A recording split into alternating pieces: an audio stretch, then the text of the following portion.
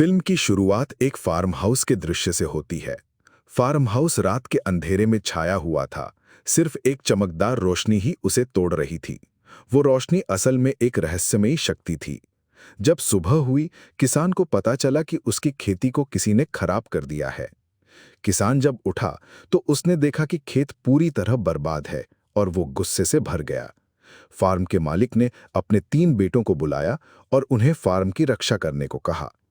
उन बेटों में से जॉन को सब लोग आलसी मानते थे, लेकिन उसके बड़े भाई उसकी अच्छाई का फायदा उठाते थे। उन्होंने जॉन से कहा कि वो अकेले फार्म की रक्षा करे। जॉन मान गया और अकेले फार्म की निगरानी के लिए तैयार हो गया। देखते समय जॉन को एक अजीब सी आवाज सुनाई दी। जब उसने पीछे मुड़कर देखा तो वहां एक सफेद घोड़ा खड़ा था। जॉन को अपनी आंखों पर यकीन नहीं हुआ जब उसने इतना बड़ा सफेद घोड़ा देखा। अब वो घोड़े को पकड़ने की कोशिश करता है और उसे रस्सी से बांधता है। घोड़ा दौड़ने लगता है, लेकिन जॉन ने रस्सी को मजबूती से पकड़ा हुआ था। इसीलिए जॉन उस घोड़े के साथ घसीटता हुआ चलने लगता है। घोड़ा असंतुलित होकर दलदल में गिर जाता है। जॉन उसकी मदद करता है और उसे दलदल से बाहर निकालता है। इसी दौरान जॉन को एहसास होता है कि उस घोड़े की आंखों में आंसू हैं। जॉन को बहुत बुरा लगता है और वो वादा करता है कि अब वो कभी इस फार्म हाउस के पास नहीं आएगा। घोड़ा जॉन को धन्यवाद कहता है और चला जाता है। जब जॉन घर लौटता है तो उसे फिर से फार्म की ओर से आवाज आती है। जब जॉन वहां जाता है तो वो 2 घोड़ों को जंजीर से बंधा हुआ देखता है। कुछ समझने से पहले ही एक आवाज आती है जो कहती है कि ये तोहफा है तुम्हारे लिए। जब जॉन पीछे मुड़कर देखता है तो उसे एक छोटा घोड़ा दिखता है जिसका नाम फोल था। असल में फोल उसी घोड़े का बेटा था जिसे जॉन ने पिछली रात बचाया था। फोल जॉन को बताता है कि मेरी माँ तुम्हारे व्यवहार से बहुत खुश है, इसीलिए उसने तुम्हें यह तोहफा भेजा है। यह सुनकर जॉन खुश हो जाता है। उसी समय जॉन को अपने पिता की आवाज सुनाई देती है। जॉन बाहर आता है और अपने पिता को घर के अंदर जाने से रोकता है। पिता के जाने के बाद जॉन फोल पर बैठ जाता है। फोल तेज दौड़ता है और जॉन उसकी स्पीड देखकर चौंक जाता है। फोल एक तेज सीटी बजाता है और कुछ ही पल में 2 घोड़े अस्तबल से बाहर आ जाते हैं। जॉन सोचता है कि वो इन घोड़ों को बाजार में बेच देगा। जब जॉन इन घोड़ों को बाजार ले जाता है तो लोग उनकी सुंदरता देखकर हैरान हो जाते हैं। किसी ने इतने सुंदर घोड़े पहले कभी नहीं देखे थे। कई लोग जॉन से ये घोड़े खरीदने की बात करते हैं। फोल भी जॉन को सलाह देता है कि वो इन घोड़ों को एक बूढ़े आदमी को बेच दे, लेकिन जॉन चाहता है कि वो ये घोड़े राजा को बेचे। जब राजा आता है तो वो घोड़ों को देखकर मंत्रमुग्ध हो जाता है, लेकिन उसका मंत्री कहता है कि ये घोड़े चोरी के हैं। राजा इस बात का फायदा उठाता है और बिना पैसे दिए जॉन के दोनों घोड़े ले लेता है। जब जॉन पैसे की बात करता है तो राजा कुछ नहीं कहता और चला जाता है। फोल जॉन को डांटता है और कहता है मैंने पहले ही कहा था इन घोड़ों को उस बूढ़े को बेच दो। जब फोल उसे उदास देखता है तो वो फिर सीटी बजाता है और घोड़े वापस आ जाते हैं। राजा की गाड़ी इन घोड़ों के कारण पलट जाती। वो आटे की बोरियों में गिर जाते हैं। राजा गुस्से में आ जाता है, लेकिन चेंबर के कारण कुछ कह नहीं पाता। वो जॉन से कहता है कि इन घोड़ों के पैसे तय करो। जॉन बहुत ज्यादा कीमत रखता है। राजा के आदमी सलाह देते हैं कि जॉन को अपने पास नौकरी दे दो, क्योंकि अगर जॉन यहीं रहेगा तो राजा उससे बदला ले पाएगा। जॉन राजा की पेशकश स्वीकार करता है और उसके लिए काम शुरू करता है। अब राजा का सहायक सलाह देता है कि जॉन को फायर बर्ड लाने का काम दिया जाए। फायर बर्ड एक सगनी पक्षी थी और उसे लाना बहुत कठिन था। राजा का सहायक कहता है कि ये काम इतना मुश्किल है कि जॉन कभी नहीं कर पाएगा। इस दौरान राजा उसे मृत्यु दंड देने की योजना बना लेता है। राजा अपने सहायक की योजना की तारीफ करता है और जॉन को ये काम सौंपता है। जॉन भी तैयार हो जाता है। जब फोल को यह पता चलता है तो वो जॉन को चेतावनी देता है कि ये बहुत खतरनाक है। जो कोई भी उस पक्षी को लाने गया वो कभी लौटकर नहीं आया। लेकिन जॉन पीछे नहीं हटता क्योंकि उसने चुनौती स्वीकार कर ली है। फोल भी जॉन की मदद करना चाहता है, इसलिए वो उसे जंगल ले जाता है। वो उसे एक ड्रीम नट दिखाता है और बताता है कि ये फायरबर्ड का पसंदीदा नट है। ये नट खाने से पक्षी तुरंत सो जाता है। बाद में हम आसानी से उसे पकड़ सकते हैं और उसके प्राकृतिक आवास में छोड़ सकते हैं। फोल बताता है कि फायरबर्ड जमीन के नीचे रहती है। वे कुछ नट्स जमीन पर फेंकते हैं। वे पक्षी के आने का इंतजार करते हैं और जब पक्षी नट्स की खुशबू सूंघता है वो जमीन से बाहर आ जाता है। पक्षी नट्स खाता है और थोड़ी ही देर में बेहोश हो जाता है। जब जॉन पक्षी को पकड़ने की कोशिश करता है तो वो उठकर जॉन का पीछा करने लगता है। जैसे ही वो जॉन और फूल को पकड़ने दौड़ता है, पूरा द्वीप आग में जलने लगता है। फायर बर्ड ने फूल और जॉन को पकड़ लिया है। जॉन आखिरी नट उसके सामने रखता है। जब पक्षी वो नट खाता है तो वो बेहोश हो जाता है। अगली सुबह जब वो उठता है उसे लगता है कि उसे जंजीरों से बांध दिया गया है। जब जॉन फायरबर्ड को देखता है तो उसे उसकी आंखों में चमकते आंसू दिखाई देते हैं और उसे दया आ जाती है। इस कारण वो पक्षी को आजाद कर देता है। पक्षी अपने पंख फैलाकर उड़ जाता है। जाते हुए वो अपनी एक चमकती हुई पंख जॉन को देता है। फूल जॉन को बताता है कि अब राजा तुम्हें माफ नहीं करेगा, लेकिन जॉन कहता है कि इस पंख को दिखाकर वे मान जाएंगे कि हमने पक्षी को पकड़ लिया था। जब जॉन राजा के पास जाता है तो राजा को कुछ विश्वास नहीं होता। अगले दिन जॉन को मृत्यु दंड के लिए ले जाया जाता है। जॉन पंख दिखाता है लेकिन अब वो चमक नहीं रहा होता है और राजा उसे मारने का आदेश देता है। जैसे ही राजा उसका वध कराने का आदेश देता है, फायरबर्ड वहां प्रकट हो जाता है। सभी लोग उसे देखकर चौंक जाते हैं और अब सबको जॉन पर विश्वास हो जाता है। इसलिए राजा को जॉन का मृत्युदंड वापस लेना पड़ता है। साथ ही राजा जॉन को पदोन्नति देता है। ये देखकर राजा और भी गुस्से में आ जाता है और अपने मंत्री को नया प्लान बनाने को कहता है। अब राजा का सहायक सुझाव देता है कि जॉन को फीनिक्स पक्षी लाने के लिए भेजा जाए।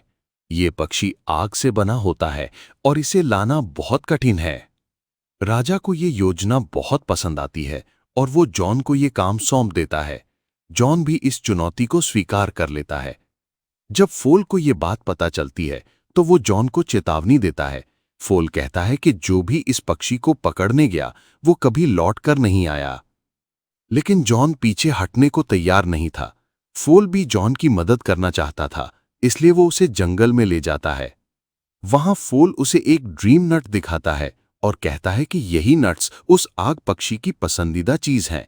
लेकिन इन नट्स को खाने से वो जल्दी सो जाता है, इसलिए जब वो नट्स खा लेगा तो हम उसे आसानी से पकड़ सकते हैं। फूल बताता है कि फायरबर्ड जमीन के नीचे रहता है। वो नट्स जमीन पर डालते हैं और इंतजार करते हैं। पक्षी उन नट्स की खुशबू से बाहर आता है। वो नट्स खाता है और कुछ ही देर में बेहोश हो जाता है। जैसे ही जॉन उसे पकड़ने जाता है, फायरबर्ड अचानक खड़ा हो जाता है और उनका पीछा करता है। पूरा द्वीप जलने लगता है। फायरबर्ड ने फूल और जॉन को पकड़ लिया। तभी जॉन आखिरी नट उसे देता है और जैसे ही वो पक्षी उसे खाता है वो बेहोश हो जाता है। सुबह जब वो उठता है तो उसे लगता है कि पक्षी अब बंधा हुआ है। जॉन जैसे ही पक्षी को देखता है तो उसकी आंखों में आंसू होते हैं। जॉन को उस पर दया आती है और वो पक्षी को आजाद कर देता है।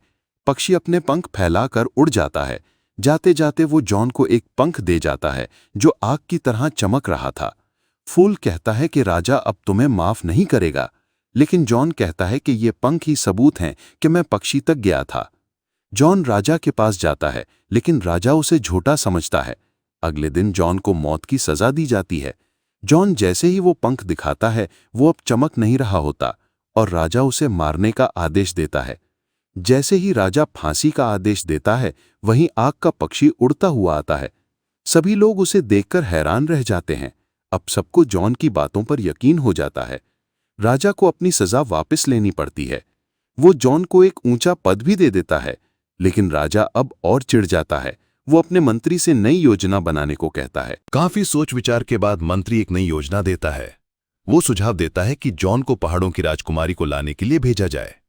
पहली बात तो जॉन ये काम कर नहीं पाएगा, और अगर कर भी लेता है तो भी तुम्हारा ही फायदा होगा, क्योंकि तुम उस राजकुमारी से शादी कर सकते हो। राजा को ये योजना बहुत पसंद आती है। राजा जॉन को ये मिशन सौंप देता है। जॉन आखिरकार सार पर्वतों तक पहुंचता है जहां राजकुमारी रहती है। वो देखता है कि महल तक पहुंचने का रास्ता बर्फ की मोटी परत से बना है। वो बर्फ तोड़ना बहुत कठिन था। तभी आग पक्षी का पंख वहां आता है और बर्फ की दीवार गिर जाती है। बर्फ की बाकी परत भी टूट जाती है। एक पानी की बाढ़ आती है और फूल उसमें बह जाता है। बर्फ के गोले जैसा वो पहाड़ से नीचे गिरता है। जब जॉन महल के अंदर पहुंचता है तो वो देखता है कि वहां बहुत सी लड़कियां सोई हुई हैं। अब असली राजकुमारी को पहचानना बहुत कठिन था। लेकिन जैसे ही आग पक्षी का पंख एक लड़की के पास गिरता है, जॉन समझ जाता है कि यही असली राजकुमारी है। जॉन उस लड़की की सुंदरता देखकर हैरान रह जाता है। वो उसे बताता है कि राजा ने उसे शादी करने की इच्छा जताई है। राजकुमारी कहती है, अगर राजा में इतना दम है तो वो खुद आकर मुझे ले जाए। ये कहकर वो लड़की पहाड़ से छलांग लगा देती है। जॉन भी अपनी जान की परवाह किए बिना उसके पीछे कूद जाता है। फोल दोनों को बचा लेता है और अपनी पीठ पर बैठाकर नीचे ले आता है। जॉन को देखकर फोल समझ जाता है कि वो राजकुमारी को पसंद करने लगा है। फोल सोचता है कि अगर राजा को इसका पता चला तो जॉन की मुश्किलें बढ़ जाएंगी। राजकुमारी उनकी बातचीत छुपकर सुन रही होती है। उसे भी लगता है कि वो जॉन को पसंद करने लगी है। जब वो राजा के पास लौटते हैं तो सभी राजकुमारी की सुंदरता देखकर चकित रह जाते हैं। राजा जॉन को देखकर चिढ़ जाता है, लेकिन उसके सलाहकार समझाते हैं कि ये तुम्हारे लिए फायदेमंद है। अब वो जॉन को और ऊंचा पद देने लगते हैं, लेकिन जॉन खुश नहीं होता। वो राजकुमारी की चिंता में डूबा रहता है। वो चुपके से राजकुमारी से मिलने जाता है, लेकिन इससे पहले कि वो कुछ कह पाए, राजा के लोग आते हैं और राजकुमारी को ले जाते हैं। राजा राजकुमारी को शादी का प्रस्ताव देता है। राजकुमारी कहती है, मैं तभी शादी करूंगी अगर तुम मेरी दादी की अंगूठी मुझे वापस ला सको। वो अंगूठी समुद्र में खो गई थी। जब तक वो नहीं मिलेगी मैं शादी नहीं करूंगी। ये सुनकर राजा चिंतित हो जाता है। जॉन वहां आता है और जैसे ही वो खड़ा होता है, राजा उस पर गोली चला देता है। जॉन फोल से अंगूठी के बारे में पूछता है। फोल कहता है कि उसे कुछ नहीं पता। फोल अपनी मां से पूछता है। वो बताती है कि अंगूठी वेल के पेट में है, जो समुद्र के एक छोटे से टापू के पास मिल सकती है। जॉन फोल के साथ वहां जाता है, लेकिन कुछ पक्षियों से टकराकर गिर जाता है। अब पता चलता है कि वो वेल के पास पहुंच चुका है। वहां वो समुद्र में भारी जंजीरें देखता है और वेल जंजीरों में फंसी हुई है। जब जॉन बाहर आता है तो फोल बताता है कि पूरा टापू ही वेल है और ये सब उसकी मां ने बताया था। जॉन वेल से पूछता है, तुम्हें किसने बांधा? वेल कहता है, मैंने गलती से कुछ जहाज निगल लिए थे, इसलिए बाकी नाविकों ने मुझे बांध दिया। अब मैं अपनी गलती सुधारना चाहता हूं। जॉन को वेल पे दया आती है और एक योजना बनाता है। वो सोचता है कि वेल की नाक में जाकर उसे गुदगुदी करेगा। जैसे ही वो ऐसा करता है, वेल छींका और सारे जहाज बाहर निकल आते हैं। बाद में वेल वापस समुद्र में चला जाता है। वेल के चले जाने के बाद जॉन को अंगूठी याद आती है और वो उदास हो जाता है। तभी एक केकड़ा आता है और अंगूठी जॉन को देता है। वो कहता है कि ये अंगूठी वेल ने तुम्हारे लिए भेजी है, क्योंकि वेल दिल की भावनाओं को समझता है। बाद में वे लोग राजकुमारी के पास लौटते हैं। वे देखते हैं कि राजा ने आग पक्षी को एक इमारत से बांध रखा है। जॉन जैसे ही राजकुमारी को अंगूठी देता है, वो समझ जाती है कि जॉन उसके लिए कुछ भी कर सकता है। उधर राजा का आदमी माइक्रोस्कोप से फोल को देख रहा होता है। वो फोल को बोलते हुए सुनता है और सोचता है कि वो कोई राक्षस है। वे सब उसे पकड़ने के लिए वहां पहुंचते हैं और राजा भी जाग जाता है। जैसे ही वो उसे राजकुमारी की खिड़की के पास देखता है, वो फोल पर गोली चला देता है।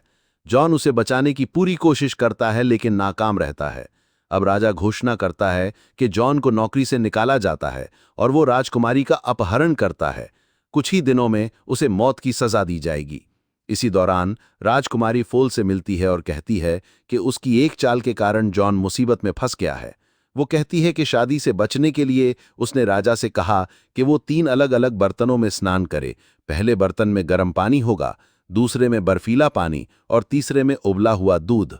वो कहती है कि ये करने से राजा फिर से जवान हो जाएगा, लेकिन राजा को ये बात कुछ खास नहीं लगती। राजा का सलाहकार सुझाव देता है कि पहले इस पर जॉन पर परीक्षण किया जाए। राजकुमारी फोल को बताती है कि जॉन को बचाने का एक रास्ता है। अगर पहले बर्तन में उसकी दादी की अंगूठी डाली जाए, दूसरे में आग पक्षी का पंख और तीसरे में जीवन मृत्यु का फूल, तो जॉन की जान बच सकती है। फोल पूछता है, ये फूल कहाँ मिलेंगे? राजकुमारी कहती है, ये फूल दुनिया के सबसे आखिरी कोने में मिलते हैं। फोल कहता है, ये तो बहुत लंबा सफर होगा। राजकुमारी मुस्कुराकर कहती है, लेकिन तुम्हारी रफ्तार इतनी तेज है कि ये काम जल्दी हो जाएगा। फोल घायल होने के बावजूद फूल लेने निकल पड़ता है। अगली सुबह बर्तन तैयार कर दिए जाते हैं।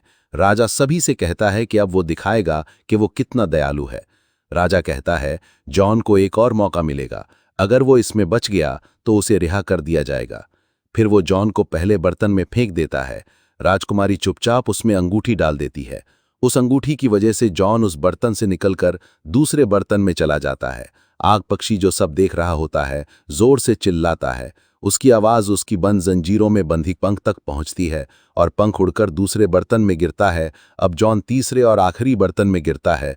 राजकुमारी बेचैनी से फूल का इंतजार कर रही होती है। दूसरी तरफ हम फूल को उस फूल तक पहुंचते हुए देखते हैं। वो समझ जाता है कि जो भी ये फूल तोड़ेगा वो मर जाएगा, फिर भी वो फूल तोड़ लेता है। सभी को लगता है कि जॉन मर गया है और वे दुखी होकर वहां से जाने लगते हैं। तभी फूल आता है और वो फूल बर्तन में फेंक देता है। बाद में जॉन बर्तन से बाहर निकलता है और अब वो एक राजकुमार जैसा दिख रहा होता है। राजा ये देखकर खुद भी पहले बर्तन में कूद जाता है, लेकिन वो जवान होने के बजाय एक बुलबुले में फंस जाता है और वहां से चला जाता है। सभी लोग बहुत खुश हो जाते हैं और जॉन को नया राजा बना देते हैं। जॉन और राजकुमारी अब फूल को ढूंढने निकलते हैं। फूल को लगता है कि वो मरने वाला है, लेकिन राजकुमारी कहती है कि वो फूल दरअसल उसकी परीक्षा ले रहा था। अंतिम दृश्य में हम जॉन और राजकुमारी की शादी देखते हैं और यहीं ये फिल्म समाप्त हो जाती है।